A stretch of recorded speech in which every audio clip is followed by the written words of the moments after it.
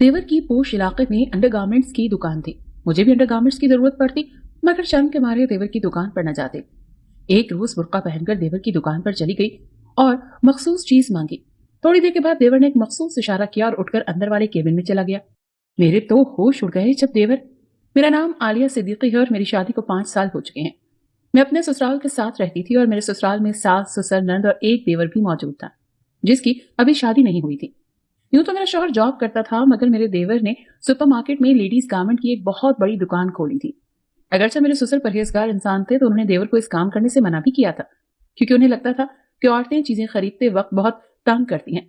और दूसरा, देवर की अभी शादी भी ना हुई थी, इसीलिए वो नहीं चाहते थे कि देवर किसी भी औरतों से मुतालिका काम में पड़े। मगर देवर न माना और जिद करके अपनी बात मनवा ली। बाकी घर वाले भी देवर की जिद के आगे खामोश हो गए। कुछ दिनों तक तो हमें लगा कि देवर शाकिर खुद ही इस काम से बेजार होकर दुकान बंद कर देगा। मगर जैसे जैसे दिन गुजरते रहे, मेरी हैरत में इजाफा होता चला गया, क्योंकि मेरे देवर की दुकान अच्छी खासी चल पड़ी थी और देखते ही देखते देवर कारोबार बढ़ाता चला जा रहा था। जब से उसने दुकान खोली थी, घर में पैसों की रेल पेल शुरू हो गई थी।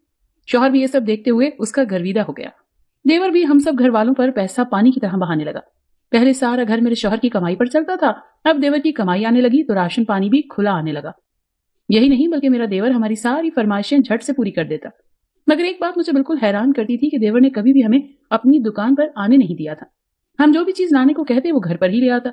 इस बात ने मुझे शक में मुब्तला कर दिया। मैं रोज ही किसी न किसी बहाने से ये बात अपने शौहर के सामने कहती थी, मगर मेरा शौहर ये बात कहकर टाल देता कि वो नहीं चाहता होगा कि घर की औरतें मेरी दुकान पर आए। शौहर की बात सुनकर मैं चुप कर जाती, मगर सच तो ये था कि मुझे दाल में कुछ काला लग रहा था, क्योंकि दिन ब दिन मेरे देवर के पास पैसों के जैसे अंबार लगते जा रहे थे। एक दिन मेरी सास ने मेरे देवर से कहा कि अब तुम शादी कर लो, खैर से अब तुम भी कमाने लगे हो, अब तो तुम्हारा अपना कारोबार है, कोई भी तुम्हें अपनी लड़की झट से दे देगा। मगर ये सुनकर मेरे देवर ने फौरन से इनकार कर दिया और कहा कि मैं अभी शादी के झंझट में पड़ना नहीं चाहता। ये सुनकर तो मेरा शक पक्का हो गया, जरूर इसके पीछे किसी लड़की का चक्कर है। लेकिन मेरे देवर के पास इतना पैसा आ कहां से रहा है, ये राज तो अब भी नहीं खुला था। वक्त गुजरता रहा और मेरा तजस्सुस बढ़ता चला गया। एक दिन मैं अपने मायके गई तो हम सब बहनों ने शॉपिंग का प्लान बना लिया और मार्केट पहुंच गए। हम सब ने अपने अपने लिए कुछ खवातीन से मुतालिका चीजें खरीदनी थी, इसीलिए हम सब बहनें मुख्तलिफ दुकानों में घुस गई। बच्चों की खरीदारी के बाद मुझे अपने लिए कुछ चीजें खरीदनी थी, इसीलिए मैं इधर उधर की दुकानों में झांकने लगी ताकि जल्दी से मुझे मेरी मतलूबा चीजें मिल जाएं। वहीं पर अचानक मेरी नजर अपने देवर की दुकान पर पड़ी। वैसे तो मैंने उसकी दुकान नहीं देखी थी, मगर सामने ही मेरा देवर बैठा हुआ था और उसकी दुकान में कुछ लोग आ जा रहे थे। दुकान देखकर मुझे कुछ हैरानी हुई कि दुकान पर कुछ खास रश न था। मैंने भी सोचा मौका अच्छा है, कुछ खरीदारी भी कर लेती हूँ और देवर की दुकानदारी का पोल भी खुल जाएगा। लिहाजा मैंने अपनी बहनों से चुपकर वहां जाने का सोच लिया। मैंने अपना चेहरा मास्क से ढांप लिया और दूसरे हाथ से बुर्का अपने मुंह के आगे कर लिया ताकि मेरा देवर मुझे पहचान न ले।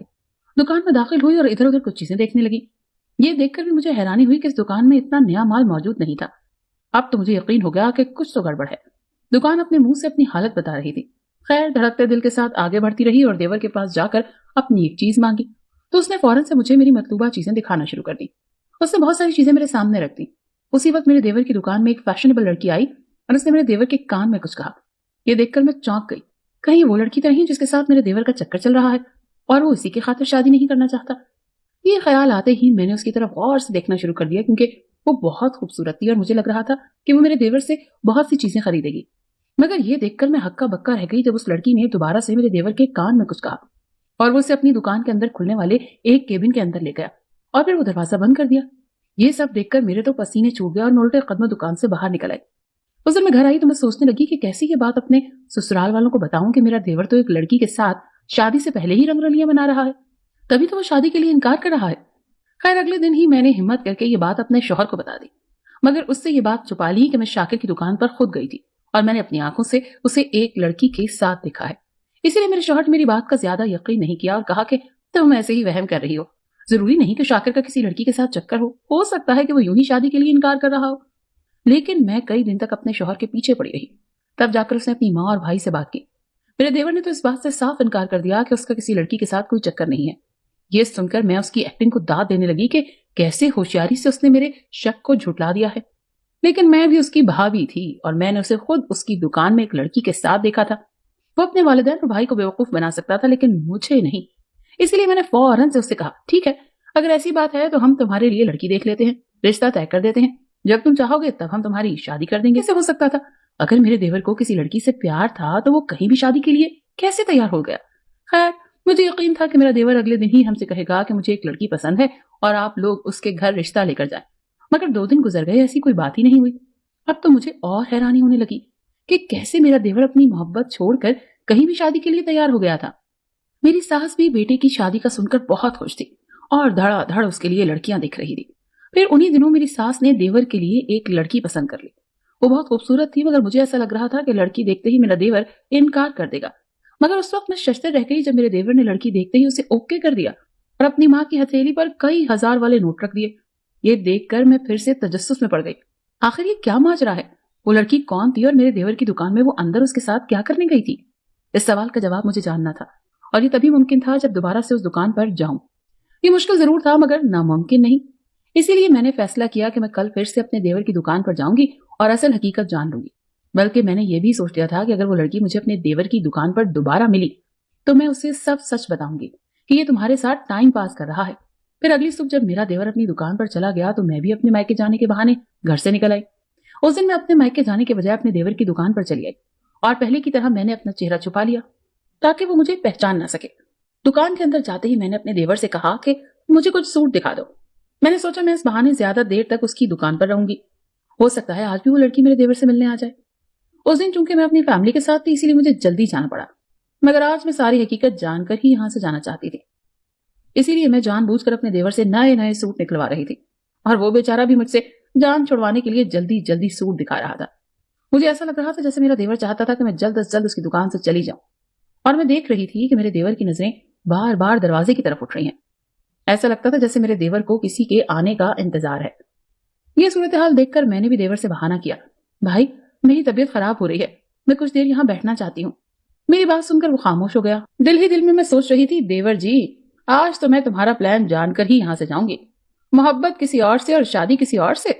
मैं अपने दिल में सोचने लगी। उसी वक्त दुकान का दरवाजा खुला और एक लड़की अंदर दाखिल हुई। मेरे देवर का चेहरा खिल उठा और वो मुस्कुराने लगा। मैंने पलटकर देखा तो मैं हैरान रह गई क्योंकि ये लड़की पहले वाली लड़की से भी मुख्तलिफ थी। वो बहुत यंग सी थी जबकि ये तो मेरे देवर से उम्र में बड़ी लग रही थी।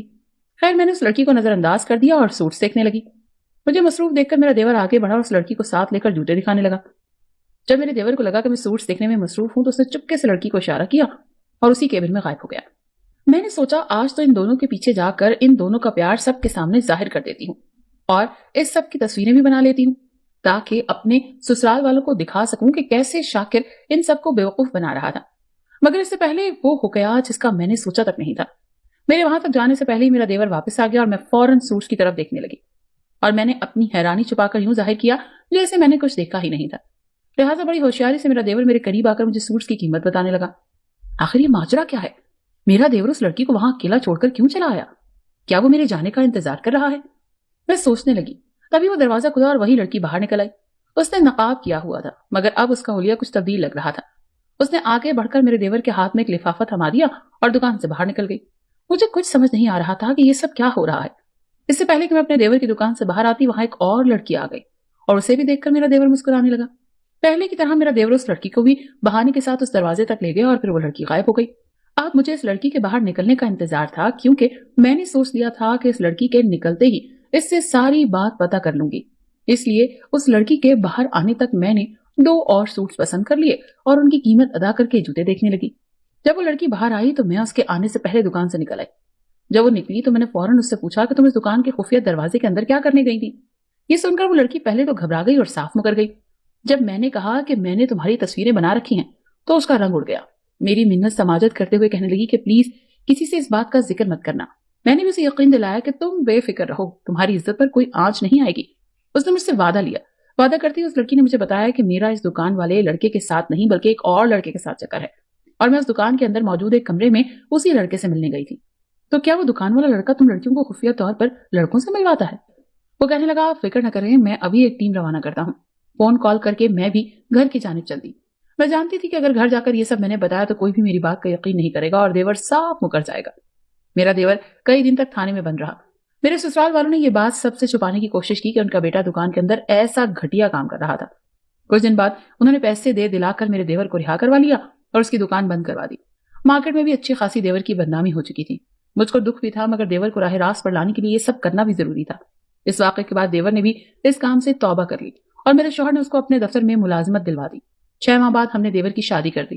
میرے اس چھوٹے سے کام سے اب میرا دیور سدھر چکا تھا اور ہمارے گھر میں حرام کی کمائی بھی آنا